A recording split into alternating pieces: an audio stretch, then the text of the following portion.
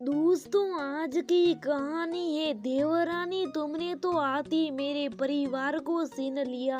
दोस्तों, कहानी शुरू करने से पहले अगर हमारे चैनल को सब्सक्राइब नहीं किया हो तो कर लीजिए ताकि आपके पास पहुंचे हर रोज नया वीडियो। शिवानी का फोन आज सुबह से बजा जा रहा था। आज उसका जन्मदिन जो था, सुबह से बधाई देने वालों का सिलसिला शुरू हो गया। एक बार फिर फोन बजा, इस बार उसकी जेठानी का फोन था। जन्मदिन की बहुत बहुत बधाई। शिवानी फोन उठते ही रम्मा की आवाज आई। थैंक यू सो मच दीदी। और कैसी आप? हमारी गुड़िया और जेठानी कैसी है? शिवानी ने कहा, अरे सब बढ़िया। और बताओ किस किसने विश किया? आज रम्मा ने पूछा। बस भाभी, परिवार से फोन आ रहे, अभी अभी बड़ी दीदी और मम्मी जी से बात हुई। शिवानी की बात सुनकर रम्मा की शक एकदम से फीकी पड़ गई और काम का बोल तुरंत फोन काट दिया। शिवानी की शादी हुए अभी कुछ महीने हुए हैं। अपने मिलानकार स्वभाव और व्यवहार से ससुराल में सबकी सहती बन गई थी। शिवानी परिवार रिश्ते में सभी से छोटी थी। दो बड़ी नंदने और बड़े भैया की शादी हो चुकी थी। शिवानी ससुराल में सबके साथ और जेठानी रम्मा दूसरे शहर में रहती थी। शिवानी का ये शादी के बाद पहला सावन था, इसलिए अभी 2 दिन पहले मायके रक्षाबंधन मनाने आई और आज उसका जन्मदिन भी था। आज शिवानी की जेठानी रमा ने जब ये सुना कि माजी ने छोटी को फोन लगाया तो ईर्ष्या से जल उठी। पति के आती तुरंत पड़ी। हमारी शादी को 5 साल हो गए पर आज तक बातचीत तो किया। कभी आपकी बहनों ने भी मुझसे बात नहीं किया। छोटी के जन्मदिन पर सभी ने उसे फोन लगाया जैसे मैं तो उनके लिए कुछ हुई नहीं। रम्मा गुस्से में एक बार में सब बोल गई। अरे ऐसे बुरा नहीं मानते, विनोद ने सबको बोला होगा। फोन करके कहा, अगले हफ्ते तुम्हारा भी तो जन्मदिन आ रहा, देखना सभी तुमने बताया जरूर देंगे। राघव ने रमा को बहला दिया। रमा तो अब उस दिन का बेसब्री से इंतजार करने लगी। ये इंतजार जन्मदिन का कम और ये जानने को ज्यादा था कि ससुराल वाले उसे फोन करते या नहीं। आखिर वो दिन भी आ गया पर रमा के पास शिवानी के अलावा ससुराल से किसी का भी बधाई संदेश नहीं आया। शाम को राकेश ने जब रमा का उतरा चेहरा देखा तो खुद ही माँ को फोन लगा दिया। बातों बातों में ये भी बताया कि आज रमा का जन्म दिवस है।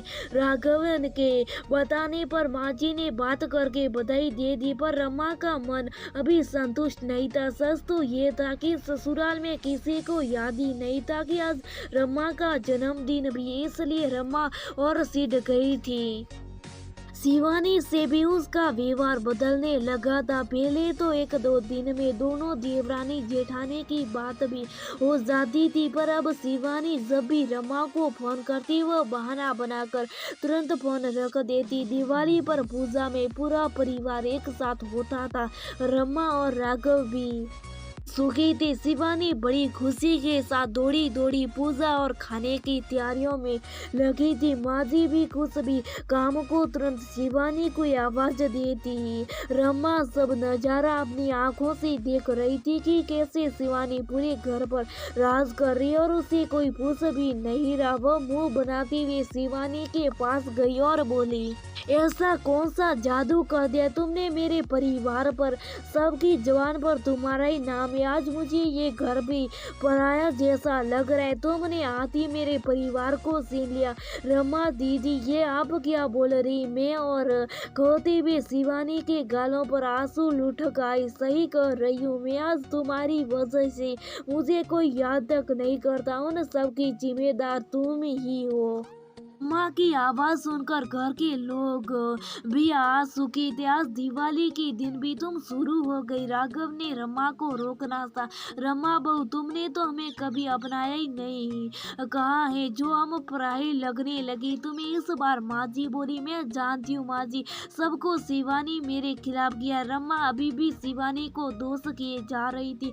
दूसरी ओर शिवानी तो शुभ साबिक गुण हार की भांति कोने में शुभ चमक रही थी। ये सिर्फ तुम्हारी छोटी सोच है रमा, तुम तो कभी तुम्हारे साथ रहना ही नहीं चाहती थी। शादी होती तुरंत राघव पर दबाव डालकर उसका ट्रस्ट पर बड़े शहर में करा लिया। अपनी जिंदगी तुम अपने तरीके से जीना चाहती थी। खैर हमने तुम्हें कभी रोका भी नहीं। साल में एक बार मेहमानों की तरह आकर मिलने को तुम प्यार कहती हो क्या? कभी तुमने फोन से सहित हमारा हाल चाल जानने की कोशिश की? कभी हमने फोन भी किया तो सिर्फ राघव ने बात की। तुमने तो हमेशा बहाने बनाए। रिश्ते सिर्फ एक तरफ से नहीं निभाए जाते रमा, उसे दोनों ही तरफ से निभाना पड़ता है।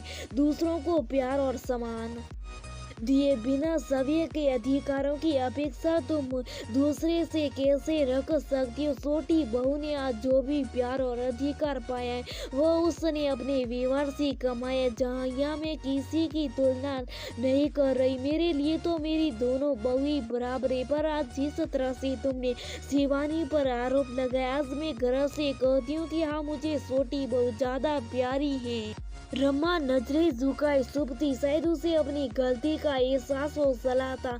लोग अक्सर बिना सोचे समझे दूसरों को दोषी ठहराने लगते, पर कभी सभ्य के व्यवहार पर विचार नहीं करते। किसी ने सच कहा है कि रिश्ते सिर्फ प्रेम और सम्मान के भूखे होते हैं। अगर आप ये नहीं दे सकते तो दूसरों से भी उसकी अपेक्षा करना गलत है।